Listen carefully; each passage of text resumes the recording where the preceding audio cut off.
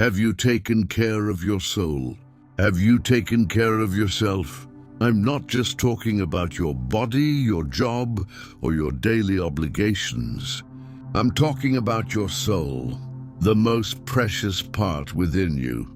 Have you looked kindly at your essence? Have you protected your spirit from the filth of this world? Or perhaps amidst the rush, the hurts, the distractions, you've neglected your soul, left it forgotten, dirty, wounded. Today, I want to tell you a story. The story of a boy, mischievous, curious, full of energy. But one day, he received a very special gift from a mysterious man. A gift that seemed small, simple, but carried a mission of eternal value. This story may seem like a child's tale, but it's about me, about you, about all of us trying to live in this world without losing the purity of who we are. Stay with me until the end, because this message can change the way you look at your life and your soul. Before we continue, if this introduction touched your heart, leave your like. Comment "I want to take care of my soul" below, and share this video with someone who needs a reunion with God. Now, let's go back in time to a simple village where it all began. The village and the boy Joãozinho. It was a simple village where everyone knew each other's names, and life moved slowly. Between the sound of the church bell and the smell of bread from the wood-fired oven, a place where time seemed to have stopped, but where people's souls still carried the world's haste. Among the dirt paths and sun-cracked houses lived Joãozinho. Joãozinho was 10 years old, one of those boys full of energy, with dirty feet, scraped knees, and eyes always shining with curiosity. Wherever there was trouble, Joãozinho was nearby, and where there wasn't, he created it. He was the terror of chicken coops, the master of pranks, the captain of mud wars. But he was also the one who, after mischief, returned remorseful with a sheepish smile and lowered eyes, sincerely apologizing. The truth is, Joãozinho had a good heart. He just didn't know how to use it yet. It was as if there was a light inside him, but he didn't yet know how to protect it from life's dust. He lived with his grandmother, Dona Cecilia, a woman of firm faith and calloused hands, who always said, "Joãozinho boy, one day you'll understand that the greatest treasure we have is our soul." But Joãozinho, like every restless child, just smiled, shook his head, and ran through the village, as if his grandmother's words were just wind. Little did he know that the wind was about to bring someone very special to change his story. The encounter with the man of light. It was a hot afternoon, like many others in the village. The sun gilded the old tiles, and the children ran after an improvised cloth ball. Joãozinho, as always, was in the middle of the chaos, shouting, laughing, tripping over his own feet, until suddenly something made everything stop. It was as if time had paused. A strange silence took over the street, and then Joãozinho saw a man standing in the shade of a big tree, right in the center of the village. He was dressed in white, with long hair, deep and serene eyes. He didn't seem to be from there. He didn't seem to be from any place Joãozinho knew. The man looked directly at him and smiled. Joãozinho approached slowly, not knowing why. It was as if an invisible force pulled his feet. The man knelt to the boy's height and extended his hand. In it was a small white stone, smooth, round, shiny. "This stone," said the man with a gentle but firm voice, "represents your soul." Joãozinho widened his eyes. "It's pure now, João. but the world will try to dirty it. Your mission is simple. Take care of it.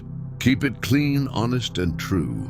And in 7 days, I will return. I want to see it as it is now, white, untouched.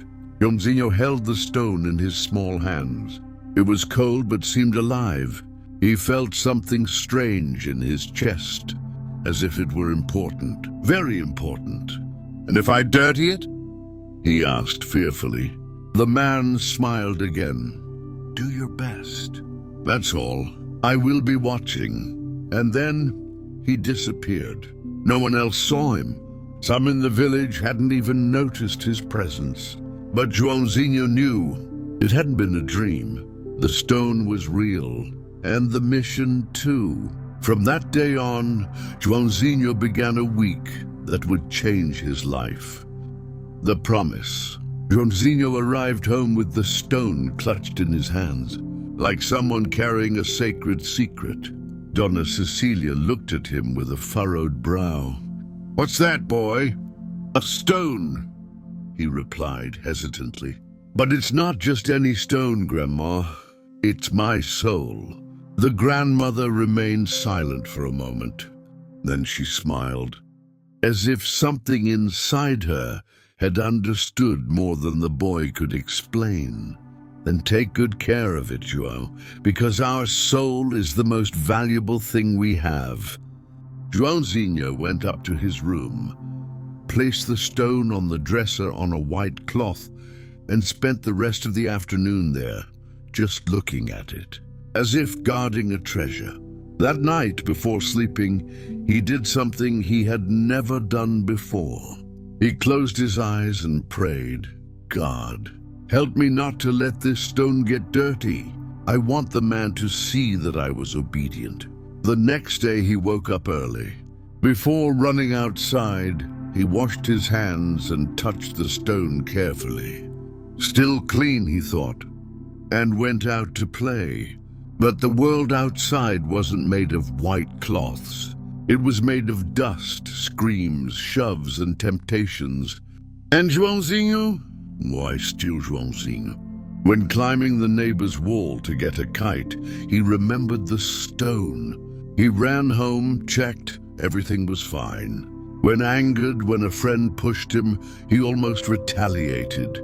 But he thought, will this dirty my soul? For 2 days, Joãozinho tried hard. He controlled himself, apologized, avoided trouble. He wanted to deliver that stone clean, wanted to prove he was capable. But the world, the world starts testing harder just when we try to do the right thing. And on the 3rd day, the test came. First days of temptation. On the morning of the 3rd day, Joãozinho woke up more confident.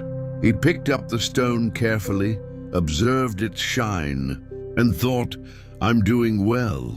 But that's when danger begins, when we think we're safe, distracted, too strong to fall. Early on, he was called by his friends, Dudu, Paulinho, and Giba. They had devised a new prank, tying cans to the baker's dog's tail. Joãozinho laughed. It was exactly the kind of thing he loved to do. But when he took the first step, he remembered the stone. Better not, he murmured. The friends mocked. Are you scared, João? Turned into a saint now? He stood still, his face burning with shame, and his heart divided. He wanted to please his friends, wanted to laugh, but also wanted to keep his soul clean. With effort, he turned his back and walked away. On the way back, he felt a twinge of pride. I did it.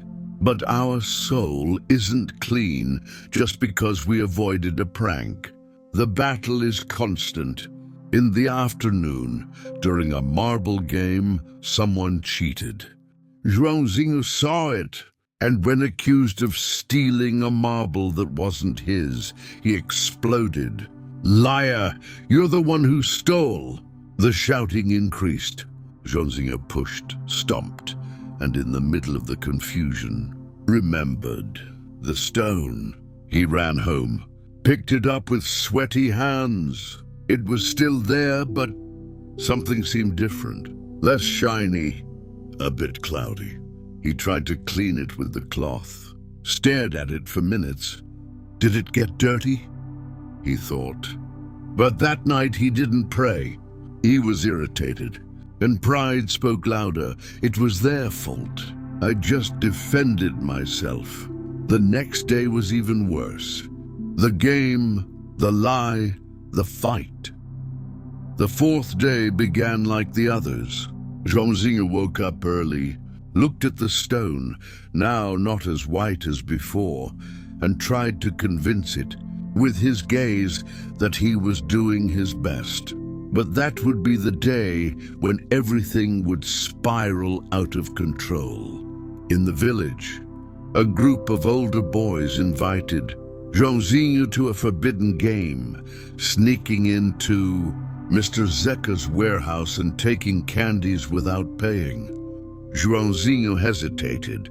He knew it was wrong, but the desire to be accepted, to be grown up, spoke louder for a moment.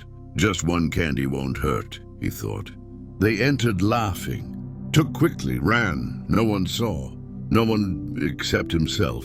That afternoon, the weight in his chest was unbearable. The stone was gray. Joãozinho tried washing it with water, scrubbing with his grandmother's soap. But nothing removed the stain. For the first time he cried. "I dirtied my soul," he whispered, hugging the stone. He decided to go to his friends and confess his regret, but was mocked. "Now you've become a pastor, João, going to ask forgiveness for your magic stone." Shame mixed with anger. He shouted, pushed one of the boys, and a nasty fight ensued. Punches, kicks, curses. Adults from the village separated them. When he got home, Donna Cecilia remained silent. She saw her grandson's eyes full of guilt and just hugged him. "The soul, João, even dirty, is still yours. There's still time." But Joãozinho didn't respond. He went upstairs, picked up the stone, and saw what he feared most. It was no longer there. It had vanished, disappeared, and now he didn't know where to look. Losing the stone, Joãozinho turned the room upside down, under the bed, in the drawers, in the pockets of dirty clothes, nothing. He ran down the stairs, almost tripping over his own feet. "Grandma, the stone! It's gone!" Donna Cecilia approached slowly, with that serene look only those with true faith carry. "When was the last time you looked at it with love, Joãozinho?" The boy didn't answer. The tears started to fall. He ran through the village asking everyone, "Have you seen a white stone? Small, round, shiny?" But no one knew. No one understood the desperation of that boy. Because deep down, it wasn't just a stone. It was something much greater. It was the symbol of his effort, his promise, his soul. And now it was lost. He spent the whole afternoon searching, returned to the places where he had fought, searched through the yard, the empty lot, the square where he played ball, and the more he searched, the heavier he felt, as if each step away from the stone was also a step away from himself. As night fell, tired, dirty, barefoot, his face stained with tears, he sat on the church steps. "I ruined everything," he whispered, his voice trembling. "I'm not worthy of this stone. I'm not worthy of the soul God gave me." That's when he heard a voice. "Son, when you realize the value of what you've lost, it's because you're ready to find it again." It was the village priest who had been watching from afar. Joãozinho didn't understand, but he stood up. Something inside him reignited. "I won't give up. I'll find it, and I'll clean it," I promised, because he knew that in a few days the man would return, and he wanted to show that even with failures, he hadn't given up. The guilt, the tears, the search. That night, Joãozinho didn't sleep. He sat at the edge of his bed, looking at the empty space where the stone used to be. His mind kept replaying every mistake, every shout, every wrong choice from the past days. Guilt had settled like a shadow in his chest, and with it, a feeling he had never felt before, longing for himself, for the purity that for a few days he had tried to protect.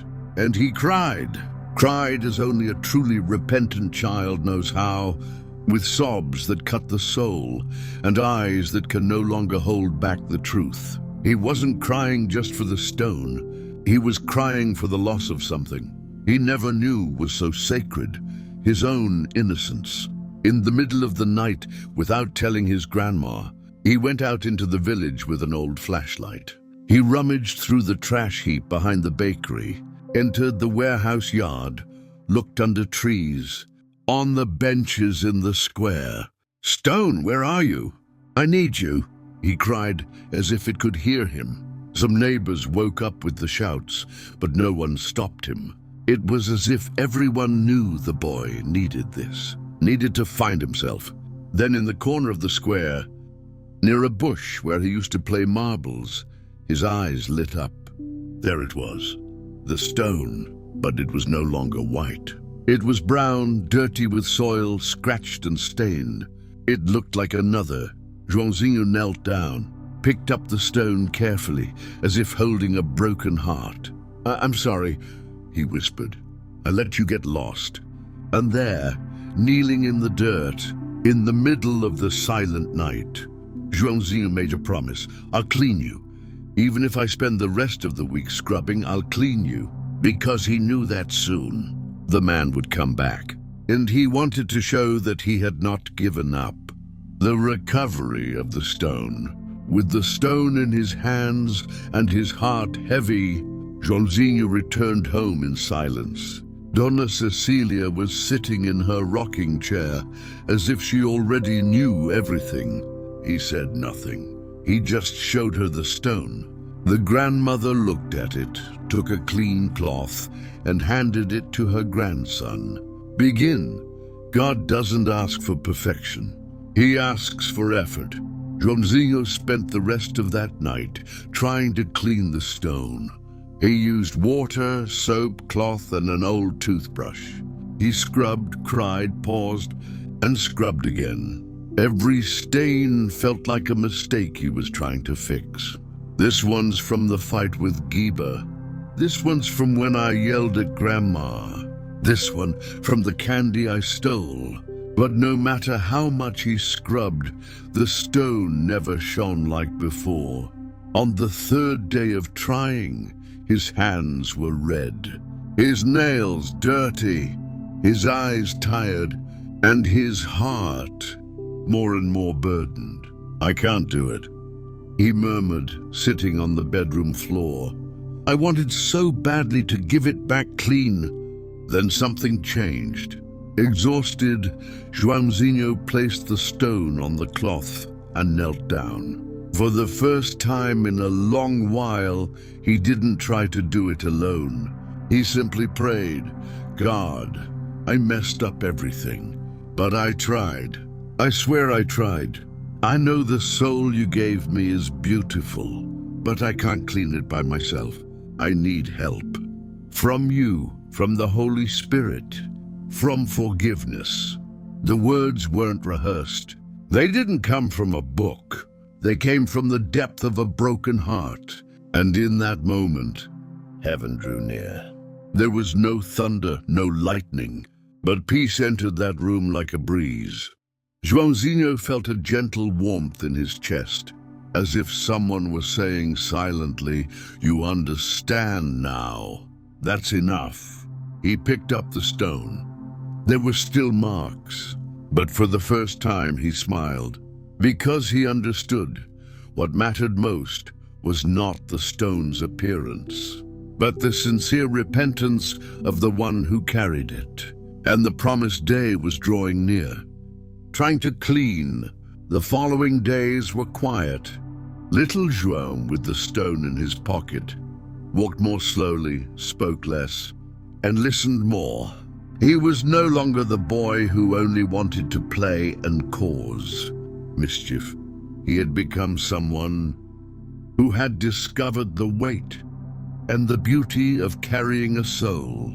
He still laughed, still ran around with his friends, but now he thought twice before each action. If someone shouted, he breathed. If he saw a fight, he tried to stop it. If he made a mistake, and yes, he still made mistakes, he apologized right away. The stone, though still marked, was now cared for with love. He no longer tried to erase everything.